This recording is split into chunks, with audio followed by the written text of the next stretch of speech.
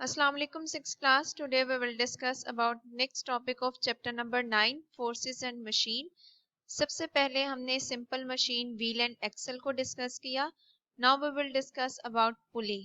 Today your diary is learned question number 1. Pulley wheel and axle के topic को जब हमने स्टार्ट किया था तब मैंने आपको बताया था कि व्हील जो है वो एक इम्पॉर्टेंट इन्वेंशन है हिस्ट्री की. व्हील डिफरेंट पर्पसेस के लिए यूज होते हैं. व्हील एंड एक्सल बेसिकली दो व्हील पे कंसिस्ट करता था. नेक्स्ट सिंपल मशीन जो हम डिस्कस करेंगे डेट इज पुली. इस पुली के अंदर भी व्हील यूज होता है. बेसिकली व्हील को यूज किया जाता है ताकि रोप को रोटेट किया जा सके.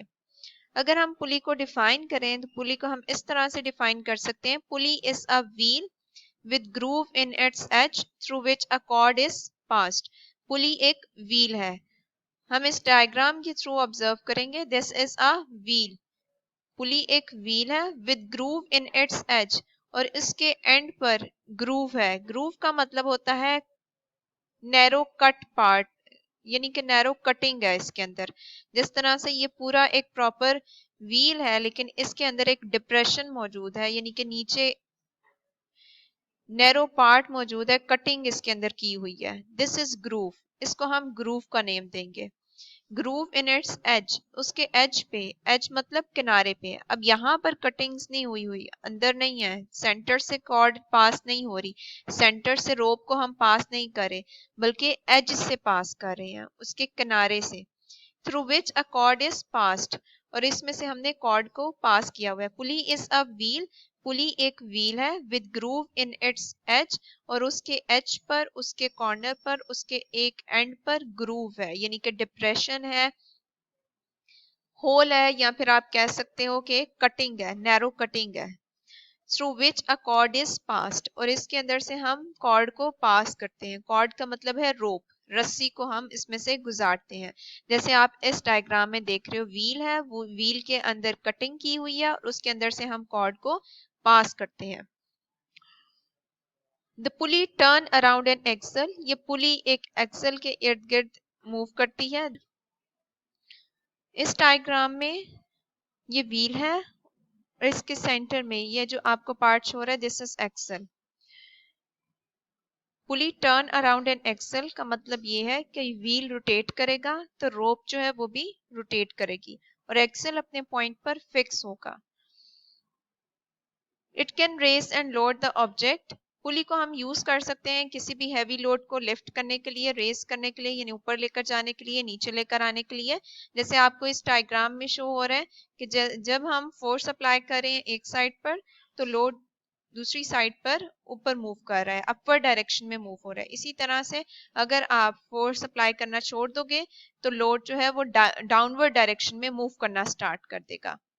It can change the direction of force. ये फोर्स की डायरेक्शन को भी चेंज कर सकती है. For example in this case हम फोर्स को डाउनवर्ड डायरेक्शन में लगा रहे हैं और लोड अपवर्ड डायरेक्शन में मूव होगा. इस पॉइंट को हम ज्यादा अच्छे से समझेंगे नेक्स्ट टॉपिक में जब हम टाइप ऑफ पुली को डिस्कस करेंगे कि किस तरह से पुली फोर्स की डायरेक्शन को चेंज कर सकती है. It can make our work easier. ये हमारे काम को आसान बना देती है. हमारे काम को इस तरह से आसान बनाएगी कि कोई भी हैवी लोड है उसे हमें खुद से लिफ्ट नहीं करना पड़ेगा बल्कि हम पुली को यूज करते हुए किसी भी हैवी लोड को लिफ्ट कर सकते हैं. किसी भी ऑब्जेक्ट को हमने रेस करना है, ऊपर तक लेकर जाना है तो हम उसको आसानी से पुली के थ्रू लेकर जा सकते हैं. The pulley turn around an axle. It can raise and load the object and it can make our work easier. ये हमारे काम को आसान बना देती है. Now open your books page number 91. Pulley. Instead of axle, the wheel could also rotate a rope or cord. Axle की निस्बत हम व्हील को भी यूज कर सकते हैं किसी भी रोप को या कॉर्ड को रोटेट करने के लिए, कि अगर एक्सल मूव नहीं कर रहा, सिर्फ हम व्हील को यूज करके किसी भी रोप को या कॉर्ड को, रस्सी को रोटेट कर सकते हैं, मूव कर सकते हैं. This variation of wheel and axle is the pulley. ये जो व्हील एंड एक्सल के अंदर चेंज आया है कि हमने व्हील एंड एक्सल के ही एक पार्ट को यूज करते हुए एक नई सिंपल मशीन बनाई है, डेट इज पुली. उसको हम कहेंगे पुली.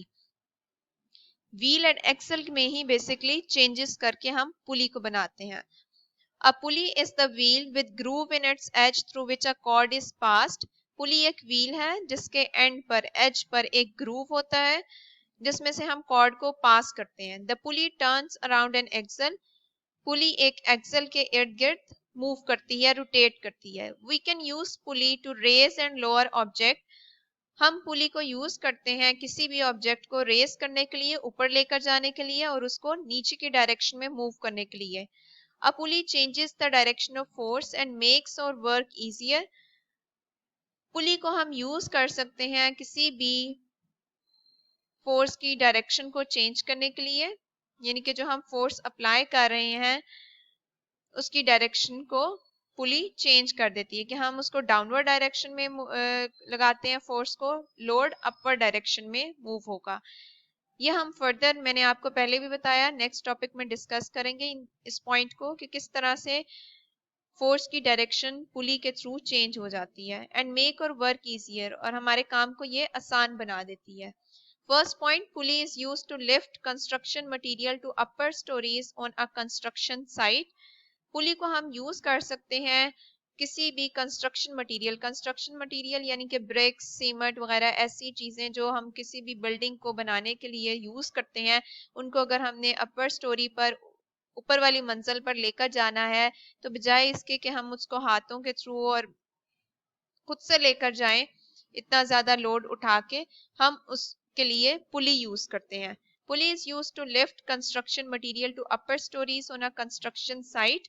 कंस्ट्रक्शन साइट यानी ऐसी जगह जहां पर कोई भी चीज, कोई भी इमारत तामीर हो रही है, वो कंस्ट्रक्शन साइट कहलाएगी. Motor mechanics and engineers use pulley to lift and place heavy engines in the car.